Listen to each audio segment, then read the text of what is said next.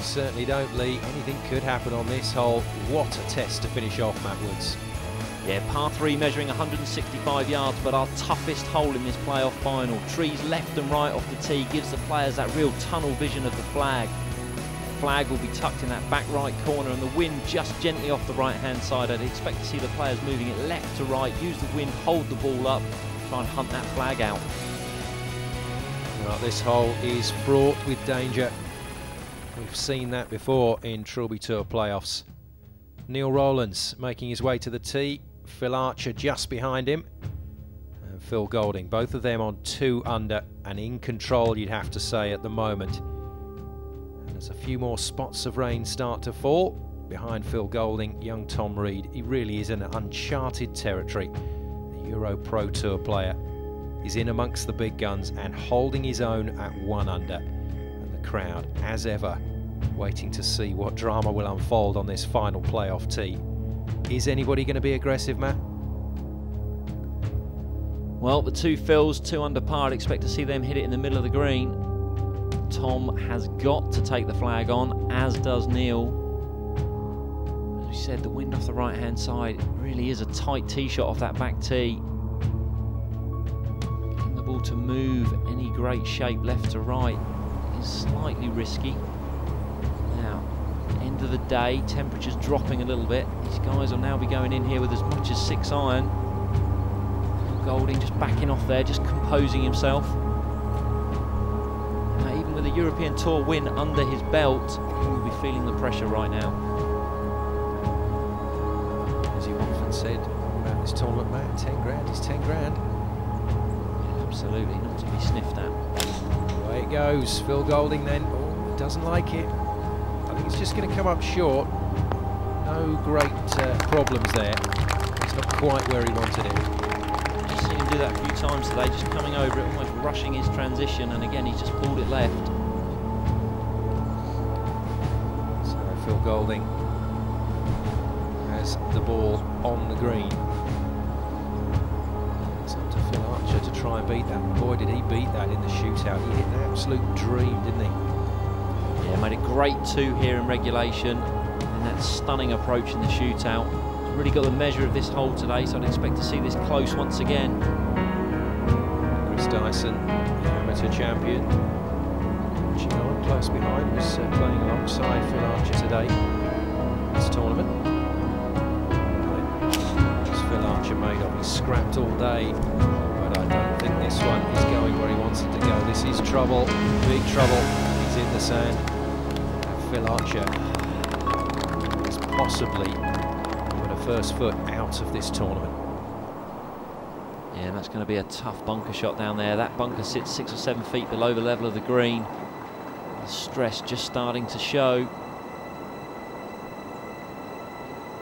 Well, he really wanted this win. He really wanted to defend his title, but he's going to have to pull off a miracle. But he's done it before today, so why not do it again in the playoff? Now Tom Reed, 1 behind our 2 Phils. Phil Golding in there 35 feet away. So there's a bit of a gap, there's a bit of an opening. You can jam one in there close. Looks incredibly focused now. Great looking swing there, great rhythm, very committed. Looks to be hunting the flag down. It's a brilliant, brilliant shot from Tom Reed. What a way to give himself a chance. He's not out of it yet. This winner takes all format throws up every single possibility. Tom Reed is right in amongst it again. Now Neil Rowlands needs a miracle. This will be an aggressive shot.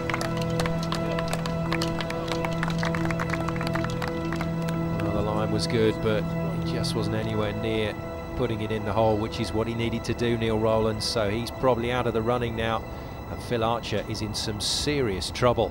Time, I think, to hear from the panel. Still lots of drama left on the last playoff hole. What do we tell you? And even an experienced campaign like Phil Archer doesn't hit the green. Yeah, I mean, it's not a straightforward par 3. I mean, it's not one of the easiest ones. It is a little bit of a demanding shot, especially when you've got a bit of pressure on. You know, Phil Golding's hit a good tee shot in there first. He's found the green. He's put the pressure on Phil Archer, and you know he's missed the green, and he's got a lot of work to do now. And your man, Tom, it's not over till the fat lady sings, is it? Definitely not. He's done what he's had to do. He's fired it in there to about 8 foot. So fingers crossed for him. He'll pop that one in. And it's amazing, isn't it, how the pressure can get to anybody at this level? Oh, for sure. I mean, but you've got the situation now where there's every chance that, you know, if Tom can find a putt there and get to himself to 2 under, I expect that Phil will up and down it out of the bunker. Phil could 2-putt. They could all be back on the tee in a minute. Lots of drama still left here at the 18th. Let's see what happens. Back to you, Simon. Thank you, Lee. This playoff is far from done, and once again, not for the first time today, the defending champion Phil Archer is in a bit of bother. The conclusion to the 2010 Trilby Tour coming up after the break.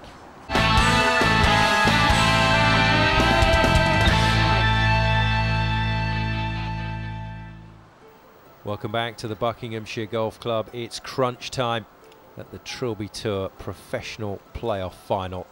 And just to the right of the picture, in rather unfortunate circumstances, is Phil Archer, the defending champion, has scrapped all day to keep himself in with a shout of defending this title, but, well, he's got serious problems now, Matt Woods.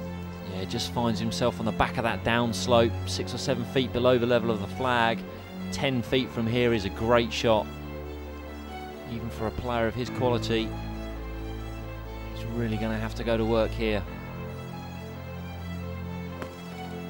And that was always the danger, trying to cut it up, create some spin. You've got to get in close to the ball. He's just got in a tiny bit too close, and that's come whizzing out the bunker. For any of you that don't think this matters to these pros involved today, you just have to look at the reaction of Phil Archer after that shot. He's gutted. Now, Neil Rowlands needs a 40-foot birdie putt and a miracle from the other 3 players. Tough putt this.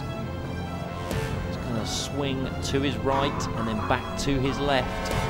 Not dissimilar to the putt that Phil Archer holed last year. The one Steve Cowell had to stay in it. He hasn't quite read it.